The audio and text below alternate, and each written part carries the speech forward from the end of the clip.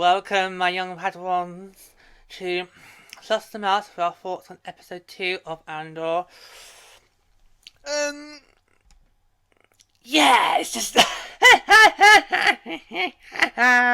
yeah, that's not a good way to start the show, is it? Like, oh, yeah, we're going to be in for a long one, folks. Yeah, for me, the animated character spell, is that it? Sure, there's got to be more to it, you know? I mean, was that it? But, yeah. So, actually, before we get started, I'm going to have to look up names, because again, it was just basically like, it's almost like this show is trying to make it clear that we already know who these characters are, like they've already been established into Star Wars lore. And as far as I'm aware, the only person who's had that honour is, of course, Andor himself, because we know him from Rogue One. The rest is just like, well, who are you again? So if I get the Cassian stuff to help me this time, because I'm not doing 12 episodes where I go, that one there, Deputy Inspector, more on him in a mo. I'm not. So, right, so here we go. Actually, we got the Deputy Inspector's name this time, in this episode. It's Deputy Inspector Khan. So we'll refer to him for that for now. So we could just refer him as Khan. Who picks his little person? Oh, Tim. Oh, no, spell the English way. Next to M. Right, okay. Right. Let's say it right. So there we go. Yeah. Just a bit. Yeah. Now, first things first, if my little fears on the last one, thinking, oh, please tell me they're not going to make what happened with Cassian and that mugging a big deal. And unfortunately, my fears were rectified, because we are going to make it into a big deal! Like, oh, come on. What it was just two mugs tried to jolt Cassian, and he reacted in self-defense on one of them. The other was straightforward cold-blooded. But you could argue it was self-defense. Anyway,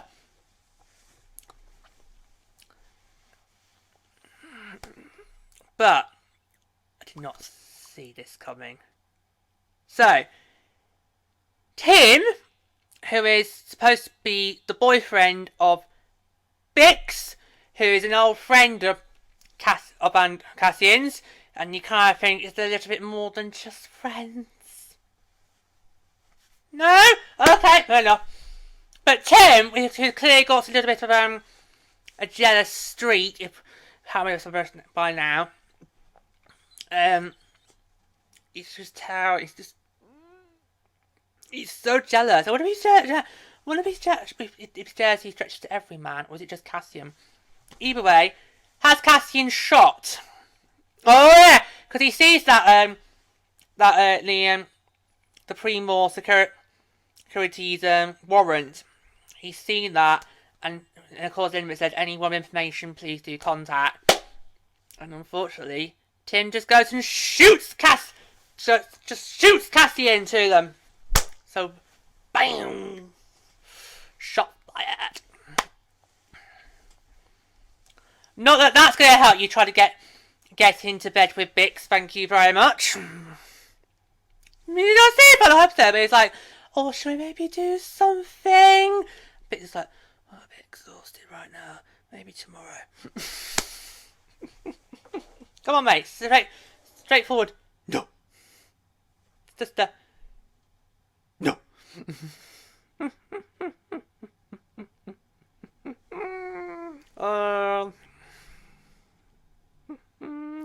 And it's straight away, obviously, you can see, love how back at the Pre-War Security, they're just straight away, right, straight away, well, we've got something! Which then leads Khan to come over and he's still trying to build that mood, isn't he? It's like, the verse I last week about having little man syndrome, it's still there! Because he was literally like leaning over the two opposites they're in their chairs. He's just literally leaning over like trying to be like this. But what it really does was just expose his double chin. That's what it did. So Yeah, right, seriously, mate. You just know. Go buff up! You're not fooling me. You're not convincing me that you are supposed to be a serious, all-round, nasty bad guy. You're not fooling me in your little speech later on. I'll drop it. Your little speech later on, that was not convincing either, by the way. Ugh. Yeah, just so they've already got a lead. Thanks to Tim firing the shot. You know, bang, shooting Cassian through the bodies. Because I think he might try to get into bed with my girlfriend. Testosterone. Who would win in a fight between Tim and Cassian? Without the guns, obviously, without any guns. As we saw from the mugging last time. Without any guns, who would win in a fight, Tim or Cassian? Would Bix want to go with the winner? Obviously, Bix. What kind of name is Bix? That just reminds me of Bickies. You know, another way to say Bickies. Honestly, I know. Honestly, I don't know. But so they've now got. So obviously, the Primo Security have got a lead. But I'd love to know what the Chief Inspector makes of all this. Because remember, in the last episode, Chief Inspector made it very, very, very clear to Khan that I do not want you following this up. I do not want you to conduct an investigation. I do not want you to bring the kid to justice. I want you to come up with a nice, convenient way that sounds plausible to make this all go away in your report. That's all I need you to do. And of course, as we know, Khan went rogue. But I would have loved to know what the Chief Inspector made of this. I really would have loved to know what he made of this. But we'll come back to Khan a little bit later on in his little speech. Because for me, my main highlight of the episode was the standoff between Cassian and, I'm going to apologise for mispronouncing the name, Maarva. Because words got it out. Oh, Cassian, somebody shot you to the police. So let's see who Maarva is. Maarva is Cassian's adopted mother. So this could be like a mother and son standoff. Who did you tell you were boy Canary? I'm a student of the stage. Do not tell you were boy Canary.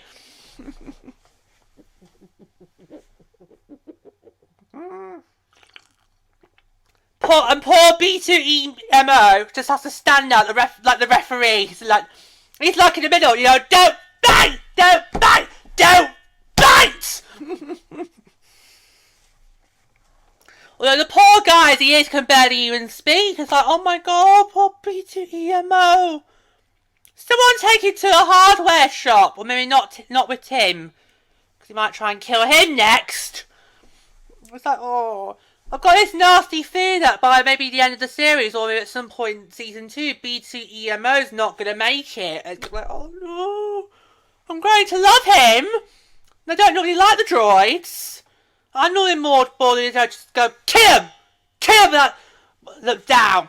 Shoot him down! But I'm actually finding this one quite lovable. Hooray! It's only taken, how many years? We finally found a droid I actually like. Get me a B2EMO. I'm just loving him. But, the poor thing, because during that, he looked like he was on last legs. It's like, come on, guys, don't fight! You know, you can fight once I'm dead! You know, I'm being used for scraps. Don't fight while I still can talk. But it's really, really funny seeing Cassian and Maarva literally shoots the trophy. Right, who is it? Who is it? Right, who is it? I mean, we're going to draw the list. And Cassian's like, we're drawing up the list. Like, everyone, and Maarva like, everyone I told is dead. I'm like, okay, are they dead because they got attacked by the Empire, or are they dead because you shot them, Maarva? I'm surprised. I wouldn't be surprised if back in her youth she actually was like Cassian, a cold-blooded murderess. You know, like San. Because but yeah. That for me was kind of like my one big highlight from this episode. Just these two bickering. Like as if they actually were mother and son. Just literally bickering like, who did you tell? Who was it? I basically told you never to say Canary. I said always been... Sorry, you're supposed to say you're from Ma, not Canary! Or Ma, or whatever it was called. I don't remember. But, so basically the rest of the episode, Cassian basically spends trying to get off the planet.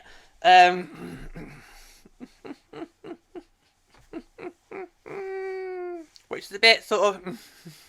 yeah, just... what's the old saying? You can run, but you can't hide. Well, Cassian's all for the running.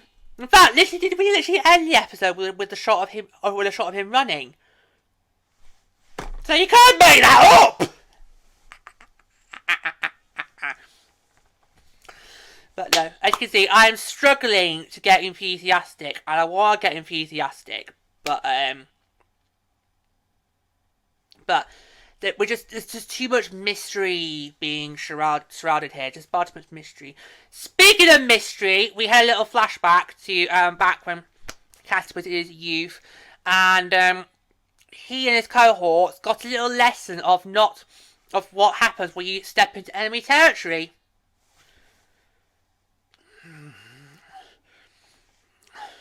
Three. One of your own gets. That's what happens when you go exploring and wandering in enemy territory. It's just bad game. And so the rest of the one of their own gets sort of dead. I'm guessing he was maybe the leader, the one they all looked up to. So that's the correct power vacuum. They all go, but Cassian just stays behind and to explore. Although we don't know what he's exploring. Right, so let's get back to Khan. Right. I've talked already a lot last week about how I feel Khan suffers from little man syndrome. You know? He's like, I'm a short little man. I just want to be taller. I want to go high up in the ranks. I want to be on the Death Star. I want to meet Lord Bailey and Palpatine. I'm a short little man. I wish I was something taller. Well, Khan has actually now got somebody who can actually try and prop up his ego. In the form of a very large and very tubby Officer Mosk. Come on! Come on! He's so... 1, 2, 1, 2. Officer Mosk is so bat! But he is... He doesn't need a lightsaber. He could literally just sit on a bunch of rebels and they won't move. It'd be one quick squish. It's just so bat. So, but literally, I thought it was basically just there to just sort of try and prop up Khan's ego, because even he can't believe that Khan can be, you know, somebody who could one day be the chain of command there. Like, you just, no, you take that a bit too far, isn't it? But where he spends the entire episode, I'm like, are you Deputy Inspector Khan's bitch?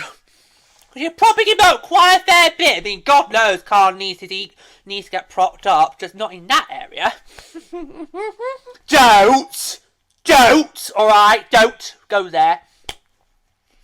But later on when they're in their little shuttlecraft, on the way to try, I don't know what, arrest Cassian, and have Khan come and do this speech, which is normally what a Billy would do, sort of rally the troops a little bit. I'm like, this is just really not impressive. I mean, this is your one opportunity to try and rally the troops and make them prove to them that you can be of command and assert authority. It's just. And I'm just like, what are you stirring for? Because your ass is lying. I mean, I've seen better monologues like that from General Hux. Yeah, remember The Force Awakens, before they test the super weapon, and Hux literally goes full on Adolf Hitler. It's like full on Nazi Germany. That had chills down my spine. This is just like, God. I mean, it just gives you feels like, can't go back over there. Go play your toy soldiers. Leave the big stuff to the grown-ups. Right? Yeah. You just go back over there and play with your action man. All right? Your Power Rangers. And leave the big stuff to the grown-ups. All right? Okay. So just go to that corner over there. Just play with your action figures. All right? Just leave the big stuff to the grown-ups. Let the grown-ups handle it. All right? You just go over there. We'll call you if we need you, which probably won't. But we'll call you if we need you. Just go over there, play with your toy soldiers, alright? The grown-ups are working.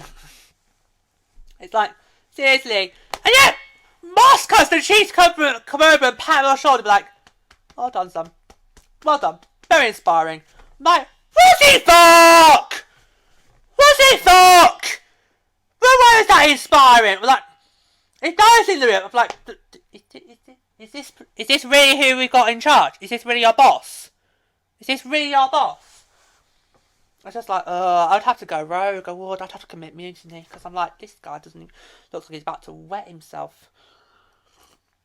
And I just thought, okay, you're giving Carl the floor. You're giving him an opportunity to try to be your macho Irving. It just falls flat because literally it's just like just literally stuttering. It's just no. Yeah. Do I really love towards the end was when they're on this was the ending when the buyer that Bix has got is coming in. I love that at the end. So this buyer who I don't think we know the name, but we might hopefully we'll learn that next one. Great, another one I need to look up their name. He was just sitting there on the plane, and there was this guy, kind of like the seat. It kind of felt like more like they were on a train than a plane, the way the seats were laid out. Because had the buyer sat in that way, and the other passenger was sat in that way, like he was on a train. But obviously it was flying in midair, so it was a plane. But it kind of felt like a train to me. And you had this other passenger. He sounded like a really, really nice guy. I'm sure he'd be lovely. And if he was in a different show, we probably would get to learn his name. But unfortunately, he's in Andor, and in Andor, nobody tells people what the names are. You've got to go with the flow. I thought, he sounds like a really, really nice guy. Oh, how lovely. And the buyer's just sitting there taking no nonsense. That probably gives a little sigh of what's to come. Yeah, don't mess with this guy. Don't mess with this buyer. Okay, why is it it's not getting?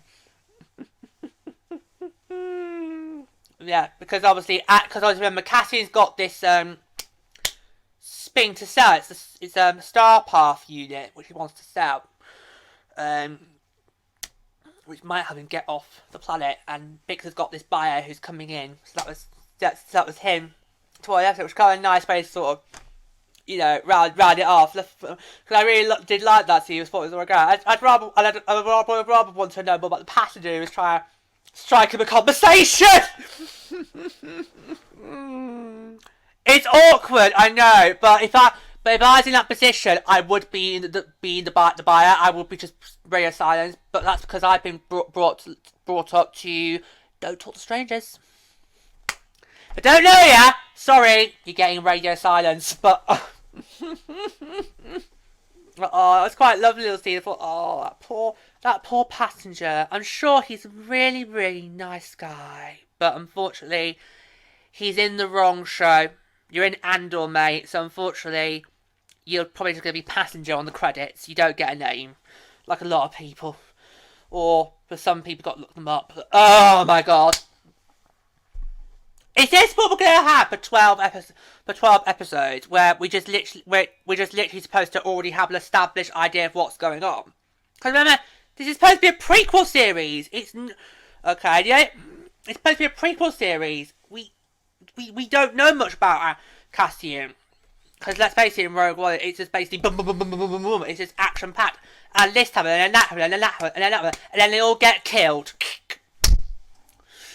So, but it's always like they're trying to already make it like this is already established history, and we already have a clue of what's going on.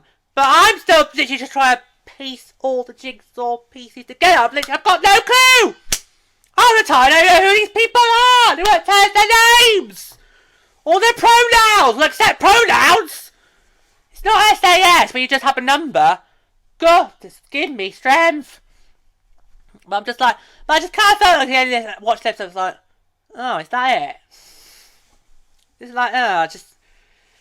I don't even know, you try to, I mean, obviously you try to build up towards something in the next episode, but I'm just like, I don't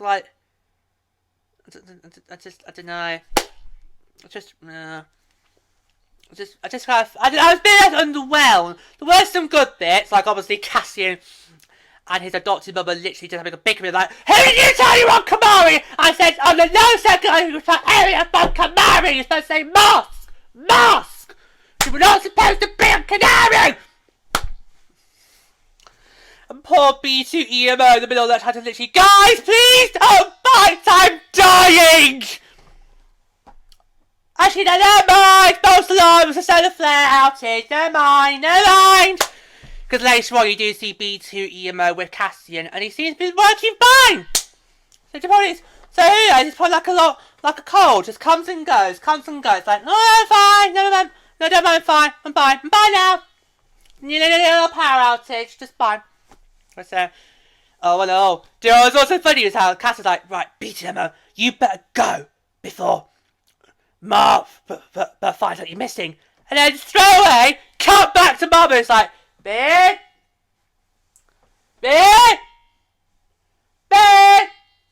It was all like to try and call out a dog that's gone missing.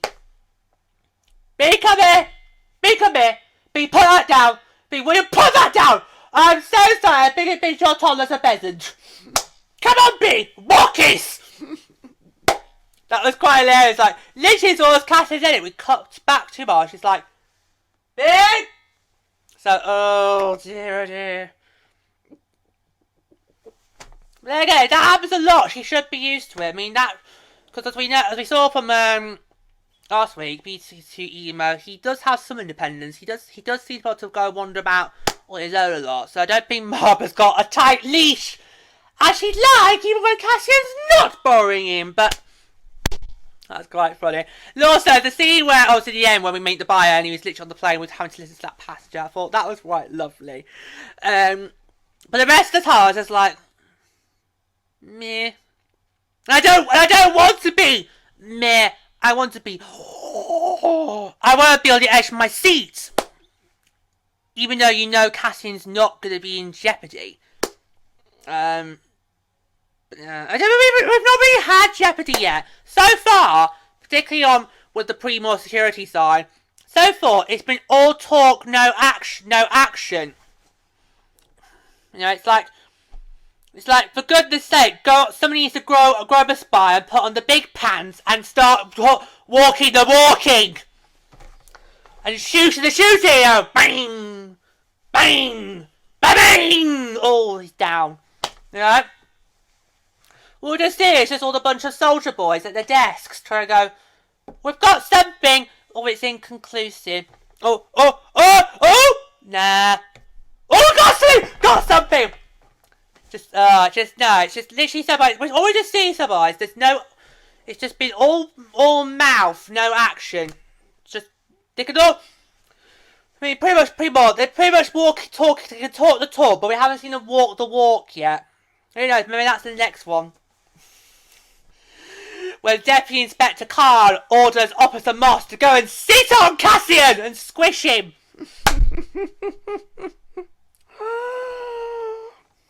I know I said I want Khan to buff up, but not that far! We need something in the middle.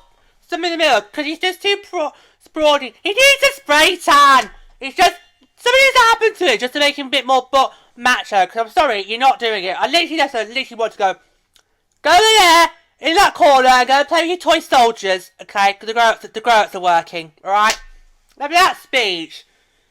Let's bear, he was given the opportunity to try and prove himself. He could be all mighty macho, and then no. Not impressive one bit. Not impressive one bit. Also, one thing before we go, can we finally get the whole love triangle out the way? Because I can see this forming between Cassian, Tim, and Bix. And we've seen Tim in the last episode now being really, really jealous and trying jealous, and obviously he's literally got an issue with that. She's very jealous of Cassian. Probably wants to be him. Or maybe have him, who knows? Your guess is as good as mine, but he's never seemed to approach the issue with Bix. If I was in his position, you know what I'd do? I'd go to Bix and say, right, you and Cassian, was there ever a moment where you want the dog to see the rabbit? Or was it just friends? You know, just so we can get out of the way, because it's just like, I don't need to deal with a love triangle. I get enough of that on Coronation Street. It's just no with the love, pack the love triangle in. So can we please get that sorted out? Alright, because it's like a loose thread which needs to be cut. So Tim, if you're really that bothered, go ask the girl. Go ask your girlfriend. Did you and Cassian ever, you know what, each other? Alright? Just all you need to do, ask him. So did you two, fuzzy bro? He's not man enough, is he? We've already got one person who's not man enough. We don't need two. It's not room for two men with little man syndrome, honestly. But yeah, but just these episodes just like nah.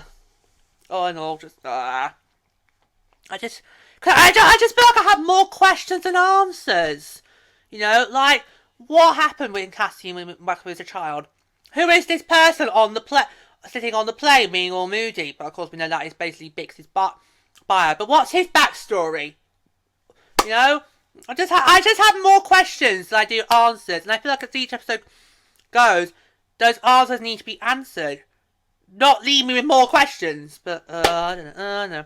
There were some good bits, but unfortunately, a lot of it was a bit of a. So, thank you for joining us for today's show. If you've loved it, do click the like button. If you haven't subscribed yet, do click the subscribe button. Then that way, once you are subscribed, you don't miss a moment when your colour comes down on the channel. Click the plus the mouse, and to make sure you never miss a moment, ring the bell. You'll be automatically notified for all the latest updates. Until next time, all I say for you today is, may the force be with you. Au revoir.